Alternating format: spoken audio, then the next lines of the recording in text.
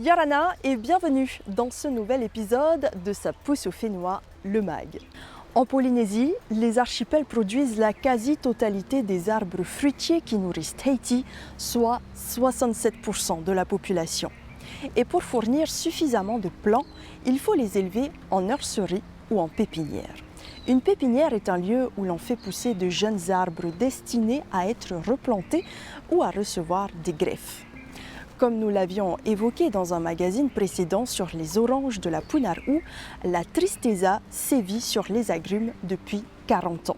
L'objectif de l'installation de pépinières dans les îles est donc de produire des plants résistants aux maladies et aux conditions locales qui proviennent des îles non infestées.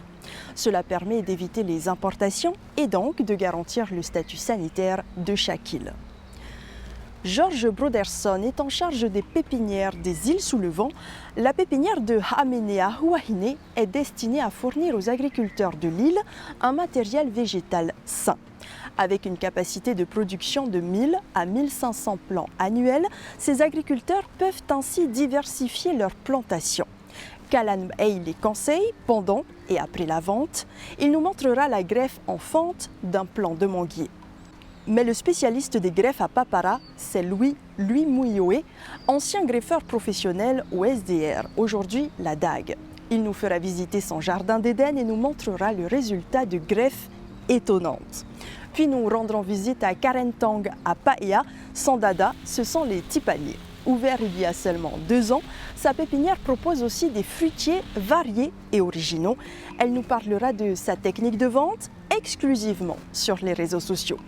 Mais tout d'abord, envolons-nous vers les Raromat Hay pour flâner au milieu des petits pots de la pépinière de Huahine.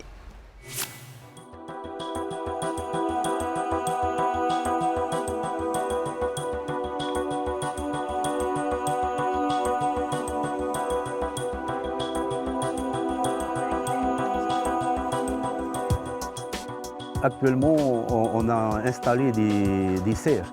Les plants sont élevés sous serre et puis greffés également sous serre. Et puis ces serres sont munies de filets insectproof pour empêcher les pestes, les insectes d'infester les plants. L'intérêt, c'est de ne presque plus utiliser de pesticides. On essaye à l'avenir d'aller vers l'agriculture naturelle. L'avantage de la culture des plants sous serre, ça un gain de temps pour le griffage. Au lieu d'attendre 1 an pour le Volca Meriana, on le greffe au bout de 6 mois. Et même pour le citrange Carizo, au lieu d'attendre 1 an et demi, on le greffe au bout de 9 mois. Parce que les plants sont sous serre et puis ils sont dans un milieu vraiment favorable à leur développement.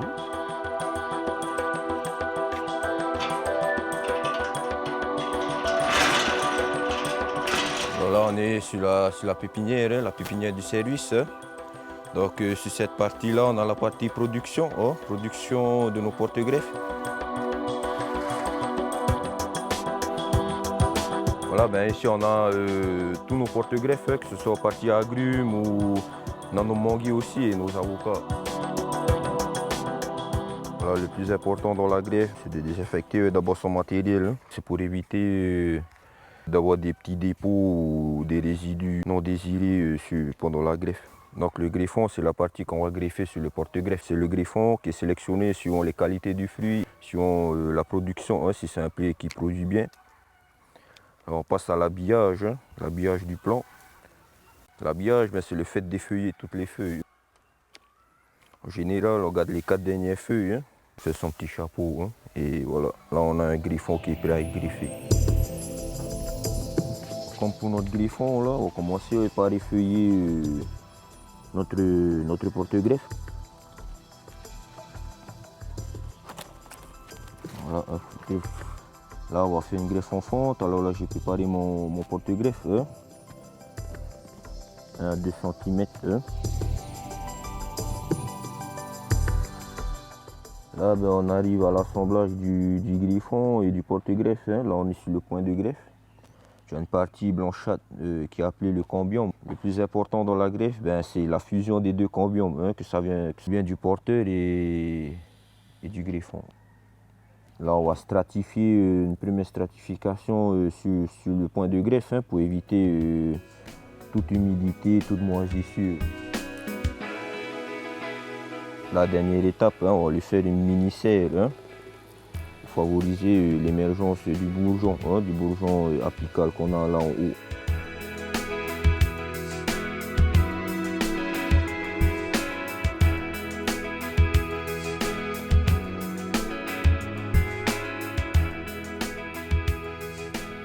Et voilà, une greffe. Sans oublier d'étiqueter la date du greffage et la variété du porte-greffe et du greffon. Alors sur ceux-là, ils ont été greffés il y a 2 mois de ceux-là. Donc ceux-là ne vont pas tarder à aller en acclimatation et exposition. Donc ici, les greffes sont exposées au soleil, sont exposées au vent. Ça va les stresser un peu, mais c'est ce qui va permettre de solidifier un peu la plante. Donc là, c'est prêt à être vendu. Il y a une grosse partie qui est déjà réservée et on attend que l'agriculteur maintenant. Dans l'avenir, c'est de développer au mieux nos pépinières, essayer de trouver d'autres plants fruitiers, parce que là actuellement on développe les agrumes, c'est-à-dire les limetiers, les mandariniers, les orangers, les pamplemoussiers. Au niveau fruitier, les manguiers, les avocatiers, et peut-être à l'avenir voir d'autres espèces.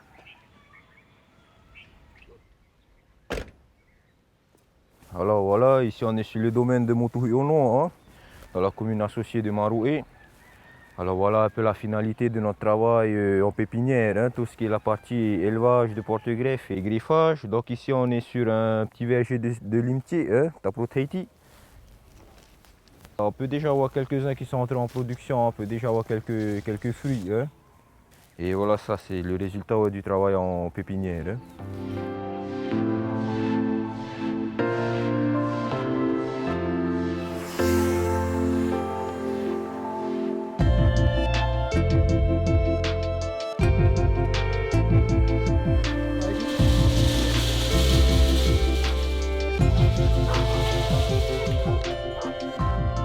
Ça, c'est le jardin d'Éden. Depuis que j'ai travaillé au SDR, ça m'a vraiment amélioré. La technique, tout. Il y a des gens qui me connaissent aussi. C'est là, ça propage de bouche à oreille. On a des pieds greffés. On fait un peu de tout. Et un peu de fleurs aussi. Tu es obligé de faire greffer des avocatiers, ça va vite pédonner. Au moins 3 ans, ça donne les fruits. C'est mieux de greffer. 1 an après, ça devient comme ça. Prêt à vendre. La greffe, ça sélectionne vraiment les bonnes variétés, les meilleures variétés. C'est ça les plantes, les agrumes qu'on a greffés il y a 2 mois maintenant. Pamplemousse, orange, mandarine, un peu de caviar. Il y a beaucoup de variétés qu'on a greffées. 1 an avant, il faut faire les porteurs et puis après greffer, il faut attendre encore 1 an, il faut 2 ans normalement, la totalité. Et les porteurs, ça vient, les graines, ça vient au SDR. On achète là-bas. Parce que tu ne peux pas prendre n'importe quelle graine de porteur. Normalement, c'est certifié.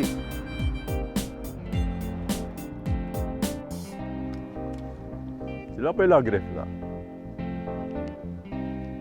C'est un manguier qu'on a fait 4 greffes dessus.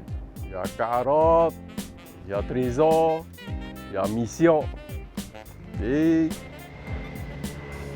Atoni. C'est mieux d'avoir un pied de 4 têtes pour avoir 4 plantes ordinaires là.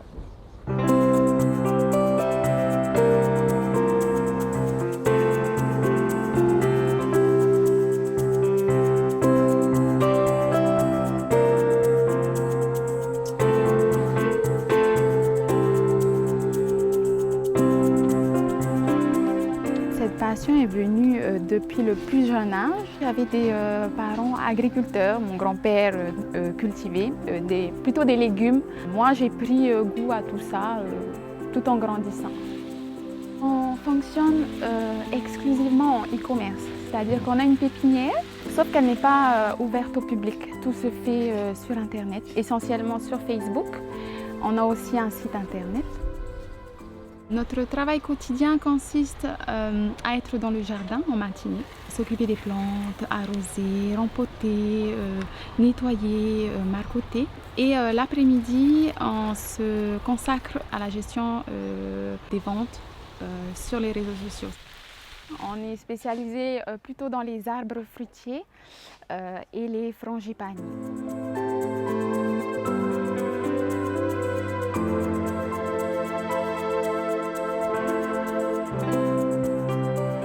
Ici, c'est notre arbre de paix. On y retrouve plus d'une centaine de variétés de frangipaniers, pour la plupart importés, soit d'Europe, soit d'Asie. On fait également des boutures et du greffage de tipani.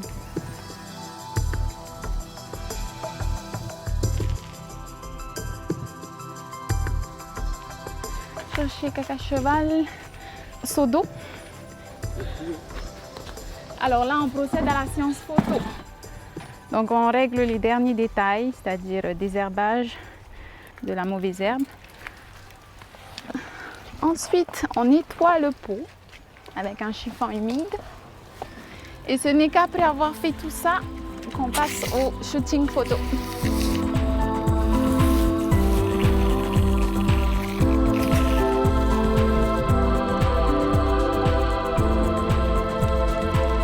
Il y a un minimum de formation, je dirais. Moi, j'ai été formée par Toumanari directement parce qu'il a fait des études de management. C'est grâce à lui qu'on a pu développer tout ça de manière discrète et puis autonome.